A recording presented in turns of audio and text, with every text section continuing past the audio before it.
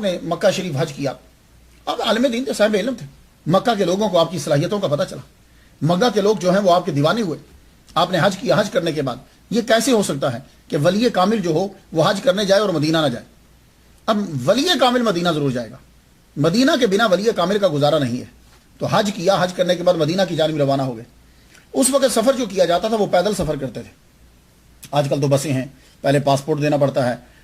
خارجی جو ہیں پہلے ان کو پاسپورٹ دینا پڑتا ہے، پاسپورٹ دینے کے بعد پھر ٹکٹ ملتی ہے۔ اس وقت سفر پیدل کیا جاتا تھا یا کرائے کے اوپر جانور لے لیا جاتا تھا، آپ چونکہ چل نہیں سکتے تھے، کسی نے کہا کہ یہ حضور اونٹ کے اوپر بیٹھ جائیے، تو اب مکہ سے آپ چلے مدینہ کی جانب، اونٹ کے اوپر آپ بیٹھے، جو ہی مدینہ شریف کی حد میں داخل ہوئے تو شیخ احمد آفقطور رحمۃ اللہ کی محبت دیکھیے، آپ نے چھلانگ لگا دی اس کے اوپر۔ بھئی یہ کمزور آدمی، کتنی عمر ہے آپ کی بہت زیادہ، یہ آپ بات سمجھیے کہ آپ جوان ہیں، بڑھاپے کی دہلیز میں قدم رکھ چکے ہیں، تو ایک دم سے اوپر سے چھلانگ لگا دی، چھلانگ لگائی اور دوڑتے ہوئے یا رسول اللہ یا رسول اللہ یا رسول اللہ، نبی کی نعتیں پڑھتے ہوئے، نبی کا نام لیتے ہوئے بھاگتے جائیں سرکار صلی اللہ علیہ وآلہ وسلم کے روضہ اطہر کی جانب، کہ آپ اور آپ کے ساتھی آپ مسجد نبوی میں پہنچے۔ مسجد نبوی میں پہنچے تو جاتے ہی کہنے لگے یا رسول اللہ میں آپ کا مہمان ہوں۔ تو آپ بھی جتنے لوگ ہو، یہ بات سن لو، یہ میں نے بہت سارے اولیاء کرام کے اندر یہ کرامت پڑھی ہے، وہ جاتے ہی جا کے سرکار سے عرض کرتے ہیں، پہلے سرکار کے پاس جاتے ہیں ہوٹل، اور مسئلہ بھی سن لیجیے، مسئلہ بھی یہی ہے، یہ ہوٹلوں میں اور ان چیزوں میں اگر آپ 10-12 ہو، حج کرنے جا رہے ہو یا مدینہ گئے ہو تو 10-12 ہو تو پہلے ہوٹل مت جایا کرو، 2-3 کو بھیج دو، ان کو کہو یہ تم جا کے سامان رکھو، اور خود سیدھا پہلے خانہ کعبہ اور سیدھا پہلے مدینہ جایا کرو اگر پاسبلٹی ہے، اگر پاسبلٹی نہیں تو الگ بات ہے۔ تو جاتے ہی کو یا رسول اللہ ہم آپ کے مہمان ہیں، پھر دیکھو کہ آپ کے اوپر نوازشات کتنی ہوتی ہیں، پھر دیکھیے گا، یہ کر کے ذرا دیکھیے گا۔ تو شیخ احمد آفقطور رحمۃ اللہ علیہ جب مدینہ مسجد نبوی میں جب پہنچ گئے تو عرض کرتے ہیں یا رسول اللہ میں آپ کا مہمان ہوں۔ اب ذرا اس کا اثر دیکھیے، یہ میں دوسرے طرح سے آپ کو ایک بات بتانے لگا ہوں، کسی نے کہا یہ خان جہان مسجد کی ہے، کسی نے کہا نہیں مسجد نبوی کی ہے،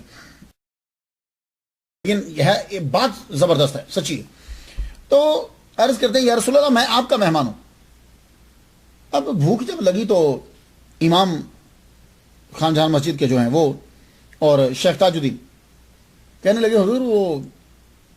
کھانے کا کچھ بندوبست، فرمانے لگے بھائی ہم تو کچھ نہیں کریں گے، ہم تو حضور پاک کے مہمان ہیں، آپ اپنی عبادت میں مصروف ہو گئے۔ ان لوگوں نے کیا کیا کہ ادھر ادھر سے کچھ گزارا کر لیا۔ اب جو ہی لوگ چلے گئے، رات ہوئی تو آپ عبادت میں مصروف ہیں، تو وہ دروازے پہ کھڑا ہو کے کہنے لگا حضور صلی اللہ علیہ وسلم کا مہمان کون ہے؟ شیخ احمد آفقطور رحمۃ اللہ چپ کر گئے، نہیں شاید کسی اور کو بلا رہے۔ پھر دوسری بار حضور پاک کا مہمان کون ہے؟ تیسری بار مرتبہ جب کہا تو شیخ احمد آفقطور رحمۃ اللہ کہتے ہیں میں ہی کھڑا ہو گیا، میں نے کہا بھائی میں ہوں حضور پاک کا مہمان۔ کہنے لگے اچھا آپ کے لیے کھجوریں بھیجی ہیں حضور نے؟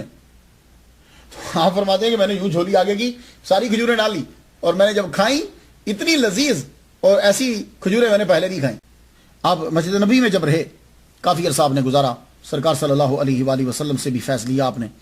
تو جب آپ وہاں سے رخصت آنے لگے تو وہی بابا جی، وہی بزرگ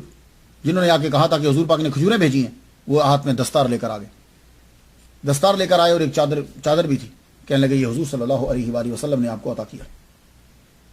آپ نے وہ امامہ لے لیا، کہا حضور نے عطا کیا ہے، آپ نے سر کے اوپر امامہ پہنا، ویسے اکثر آپ ٹوپی پہنا کرتے تھے، ٹوپی پہننا بھی حضور کی سنت ہے، وائٹ کیپ آپ نے پہنی، پگڑی پہننا بھی حضور کی سنت ہے، لیکن جو علماء کرام ہیں ان کے لیے چاہیے کہ وہ پگڑی پہنا کرے، یہ حضور صلی اللہ علیہ وآلہ وسلم کی سنت ہے امامہ شریف پہننا۔ تو